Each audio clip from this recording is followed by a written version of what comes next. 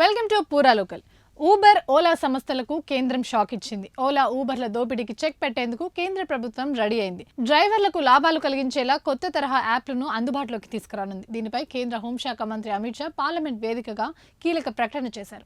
ప్రస్తుతం పట్టణాలు, నగరాలే కాదు, పల్లెల్లో కూడా వాహనాల వినియోగం పెరిగిపోతుంది. నగరాల్లో అయితే ఉద్యోగాలు చేసే వారికి సొంత వాహనం తప్పనిసరిగా ఉండాల్సిందే. లేకపోతే సిటీ బస్సుల్లో ఆఫీసులకు చేరాలంటే సాహసమనే చెప్పుకోవాలి. కానీ సొంత వాహనాలు లేని వారు ప్రైవేట్ ట్రాన్స్పోర్ట్ మీద ఆధారపడుతుంటారు. దీనికోసం ప్రత్యేకంగా ఓలా, ఊబర్ వంటి యాప్లను అందుబాటులోకి వచ్చాయి. వీటిలో క్యాబ్, ఆటో, బైక్ బుక్ చేసుకునే సౌకర్యం ఉంటుంది. అయితే ఈ యాప్స్లో రిజిస్టర్ చేసుకునే డ్రైవర్ల వద్ద నుంచి ఆయా కంపెనీలు కొంత మొత్తంలో డబ్బులు వసూలు చేస్తాయి. దీనివల్ల డ్రైవర్లకు నష్టమనే చెప్పుకోవాలి.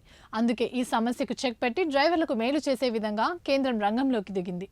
ఓలా, ఊబర్లకు పోటీగా సహకార్ టాక్సీ అనే మరో కొత్త యాప్ను తీసుకురాబోతుంది. ఈ సహకార్ టాక్సీ యాప్ కూడా ఓలా, ఊబర్ల రైడ్ సర్వీసులను అందిస్తుందని, 2 వీలర్స్, టాక్సీలు, ఆటోలు ఈ యాప్లో రిజిస్టర్ చేసుకోవచ్చని అమిత్ షా తెలిపారు.